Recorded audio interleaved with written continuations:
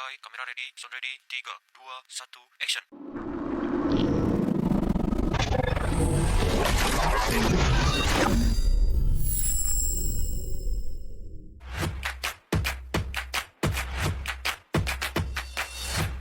Assalamualaikum warahmatullahi wabarakatuh. Good morning and a very warm welcome to our beloved Madam Nur Takifah Hasna binti Muhammad Khair. We are from class AS1243B. In this video, we will presenting you our topic for subject IHS122, Industrial Hygiene Laws, Standard and Guidelines, entitled Other Law Related to Industrial Hygiene Law in Malaysia. We hope this presentation will help you in understand the role of other related law in supporting industrial hygiene practice in Malaysia. Thank you for watching, and let us begin our presentation. Industrial hygiene in Malaysia is covered by several laws designed to protect workers' health from workplace hazard. The Occupational Safety and Health Act 1994, which is OSHA 1994, and the Factories and Machinery Act 1967, which is FMA 1967, require employers to provide a safe working environment to prevent occupational illness. Industrial hygiene law in Malaysia help to protect workers from health risks at the workplace. This law requires employers to identify hazard and take proper control measures to ensure the safety and illness employees. But before we go too deep in this presentation, let me introduce you to our group member. We have Putri Aisyah Amira binti Azhar, Nur Fatin Hidayah binti Nur Zaidi, Sufi Akilah binti Fairuz, and me, Nurul Adana Aliantasha binti Shahabuddin. In this presentation, we have choose two acts, which is Pesticide Act and Poison Act.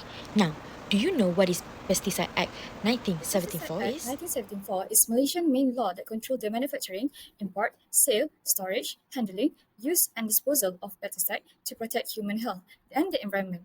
It ensures all pesticides are properly registered, safely managed and used responsibly to prevent poisoning, contamination and misuse. The Act also provides enforcement powers to authorities and set penalties for violation, ensure pesticides are handled in safe and regulated manner.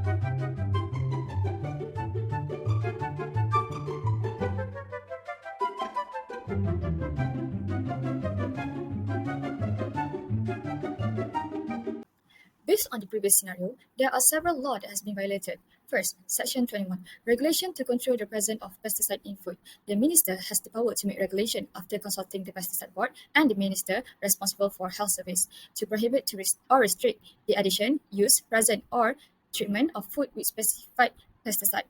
Regulation can control the quantity, proportion, strength or concentration of pesticide allowed in food. Section 25. Offence of selling contaminated food. A person who sells any contaminated food commits an offence. This creates a strict liability offence. That simple act of selling food that contains pesticide exceeding the limit set in Section 21 is enough to constitute a crime regardless the intent. Section 26. Ignorance not a defence.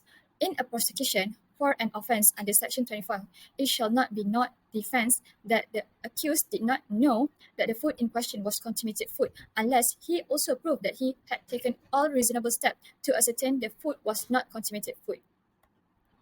You cannot escape convict simply by saying, I didn't know it was contaminated. To use it as a defence, the seller must actively prove that they took all reasonable steps to ensure the food was safe. Next is the pesticide use control. Based on Section 7, application for registration of pesticide, a person desiring to import or manufacture a pesticide shall apply to the board in the prescribed manner for registration of the pesticide. Subject to subsection 4, an application must, with his application, submit to the board a statement of the common name of the pesticide, if available, its trade name, its chemical name, and its structural formula, and the name of and concentration of every active ingredient of the pesticide. The name and the concentration of every other ingredient of the pesticide, detailed toxicological information on every ingredient on the pesticide and on the pesticide as a whole. All matter proposed to be included in the label of the pesticide, including instruction for and the precautionary measure to be taken in connection with it used the claim made for it and the purpose class of the pesticide. And now we are moving to the enforcement and penalty. In this Pesticide Act, 1974, it's under Section 20, which is offence relating to manufacture, sales, and storage for sale. 1. No person shall manufacture, sell, or store for sale a pesticide unless he licensed to do so under this Act or otherwise than in accordance with the condition of a license to do so issued to him under this Act. 2. No person shall sell or store for sale a pesticide other than a premises specified in a license issued to him under Section 17. 3. No person, whether not or he is licensed under this Act, shall sell or store for sale a pesticide, then it is misbrand or is not for the time being registered under this Act.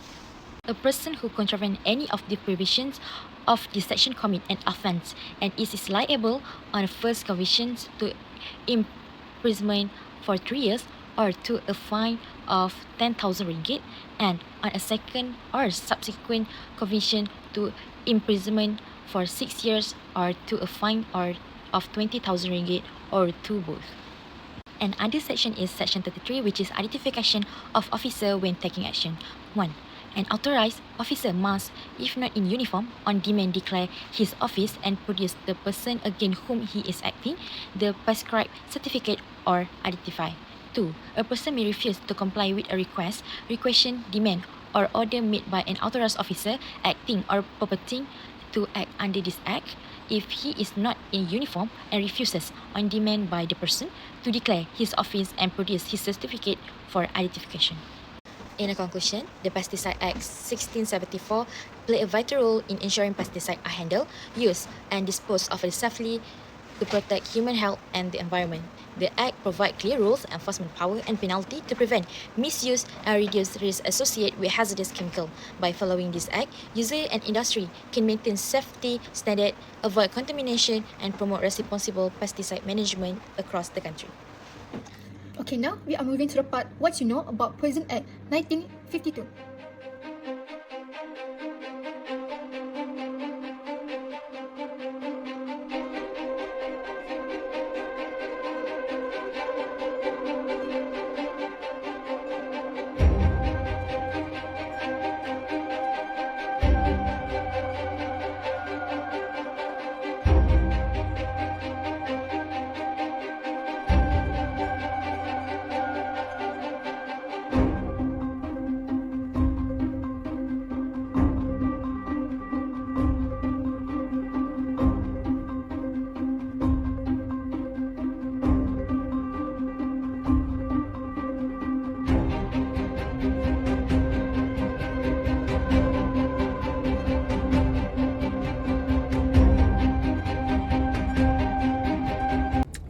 In this scenario, an unlicensed pharmacy is operating illegally. An untrained person is making and selling self-made medicine using unlabeled chemicals, which is unsafe and dangerous. This situation puts public health at risk and clearly violates the Poison Act 1952.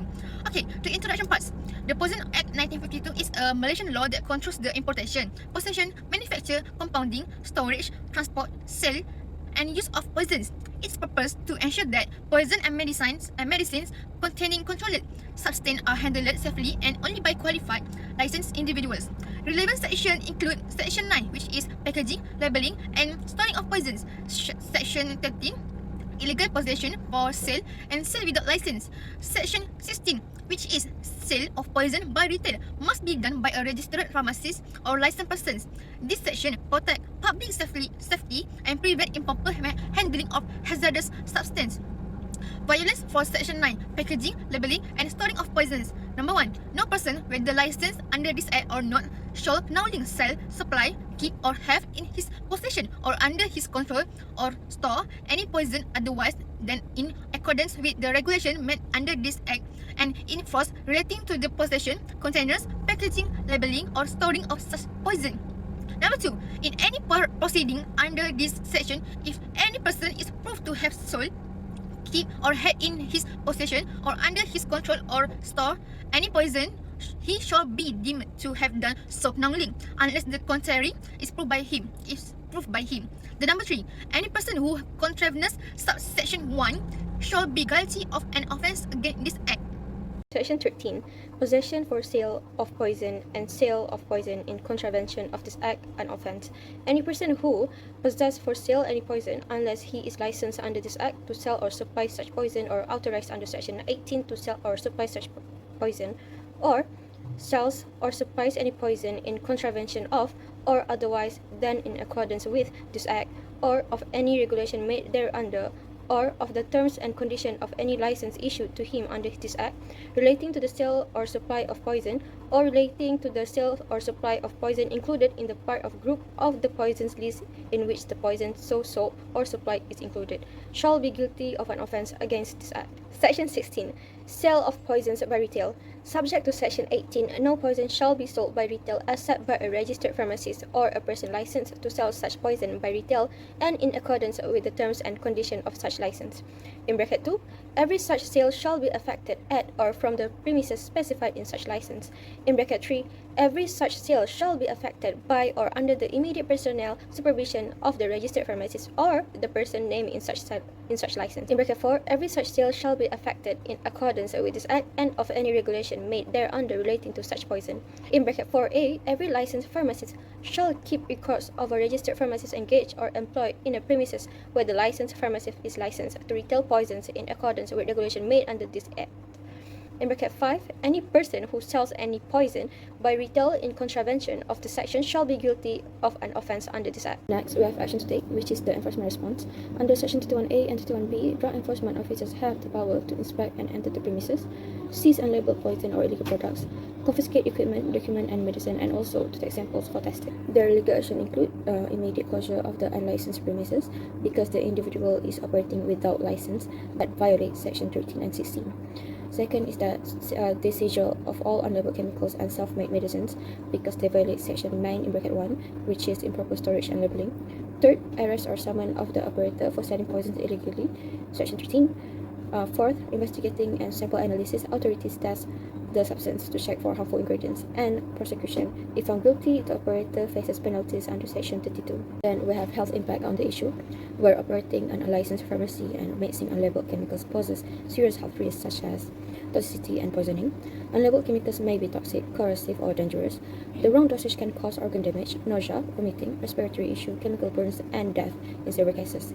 Skin contamination risk. Self-mixed medicines may contain contaminants such as bacteria, heavy metals, and impurities. This can cause infections or long-term health effects. Third, wrong medications or misdiagnosis. An untrained person may give the wrong substance, causing allergic reaction, drug interactions, and worsening of illness. Fourth, the dosage control.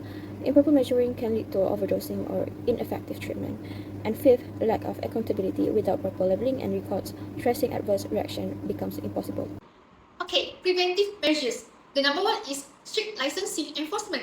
Only licensed pharmacists or approved license holders are allowed to sell poisons. This helps make sure medicine and chemicals are handled safely and legally. The number two is proper labeling and packaging. All poisons must be clearly labeled with the correct name and instruction. Proper packaging prevents misuse, confusion, and accidental poisoning. The number three is public awareness campaigns. The public should be educated about the dangers of buying medicine or chemical from unlicensed seller. This helps people make safer choice. Okay, the number four is regular inspection. Authorities should be carry out regular inspection to ensure shop and compounding activities follow the law and safety rules. The number five is training requirements. Only trained and qualified individuals are allowed to compound or dispense medication. It's make proper training to reduce mistake and health risk. We also have violations in the scenario where improper storage, packaging, and labeling under Section 9 in bracket 1, where the chemicals were not labeled. Possession for sale without license under Section 13 in bracket A, where the person is not licensed yet selling poisons. Illegal retail sale of poisons, Section 16 in bracket 1, where retail sale must be by registered pharmacists. Unqualified mixing or compounding, Section 12, which only pharmacists or licensed personnel may compound. Penalties for Section 32, which shows the fines up to Rm 50,000 or imprisonment up to 5 years or both. But if danger to human life is proven, fine up to Rm 200,000 or 10 years imprisonment is made. Not only that, the additional consequences include all products and equipment will be forfeited and destroyed. Criminal records may affect future licensings and the civil lawsuit from affected customers. The conclusion part. This scenario clearly violates several key provisions of the Poison Act 1952, particularly Section 9, 13 and 16, which is ensure that poisons are stored, labeled, sold, and compounded only by qualified and licensed individuals. Operating an unlicensed pharmacy and selling self-made medicines using unlabeled chemicals poses serious risks to public health, including poisoning, contamination, and incorrect treatment. Strict enforcement, proper licensing, and public awareness are essential to prevent such illegal activities and to ensure safe handling of medicine and poisons in Malaysia.